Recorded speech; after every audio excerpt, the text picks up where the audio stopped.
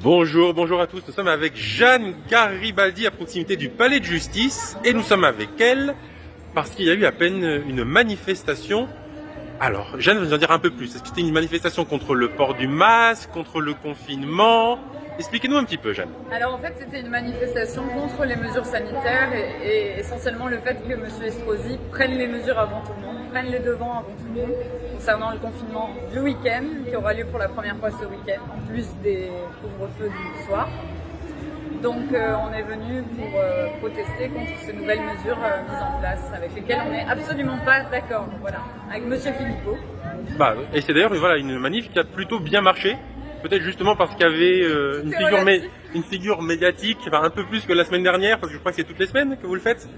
Oui, alors au début il y avait beaucoup de monde, courant novembre il y avait beaucoup de monde dans les manifestations et les gens se sont un peu ramollis au fur et à mesure que le temps a passé et s'habituent petit à petit à vivre ces mesures sanitaires sans plus vraiment se rebeller. Après, est-ce que la manif a bien marché aujourd'hui? Je dirais pas forcément ça parce que pour moi on n'était pas nombreux par rapport à cette ville qui compte quand même pas mal d'habitants. Je veux dire, on était peut-être 300 personnes.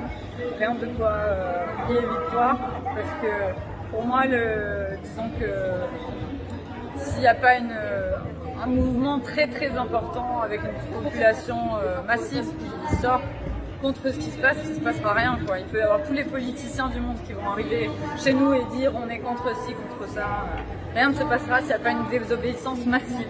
Et vous voudriez que les gens sortent pour Alors, à ce propos, on a organisé donc un carnaval indépendant. On souhaite que les gens arrivent déguisés le samedi 27 à 14h place Garibaldi, voilà. Et nous on y participera, on viendra déguisés pour montrer qu'on a envie de vivre et non pas d'être confinés. Voilà. C'est que samedi? Samedi et dimanche. Même heure, même endroit? Même heure, même endroit. Alors, là c'est le carnaval, c'est Nice. Plus généralement, chacun quand il vient en manif a un peu une idée différente, mais vous venez pourquoi? Pour demander quoi? Se réveiller pour faire quoi? En fait, je veux juste que les gens prennent conscience qu'on essaie de leur faire vraiment peur par rapport à cette pandémie dont on ne constate pas grand-chose aujourd'hui et qui se révoltent face à justement cette suppression des libertés petit à petit qui est terrible, je trouve. On est de plus en plus étouffés par ces restrictions et beaucoup de gens sont touchés dans leur quotidien, perdent leurs emplois, financièrement ne s'en sortent plus. Ça, c'est la réalité du coronavirus. Plein de startups qui ferment.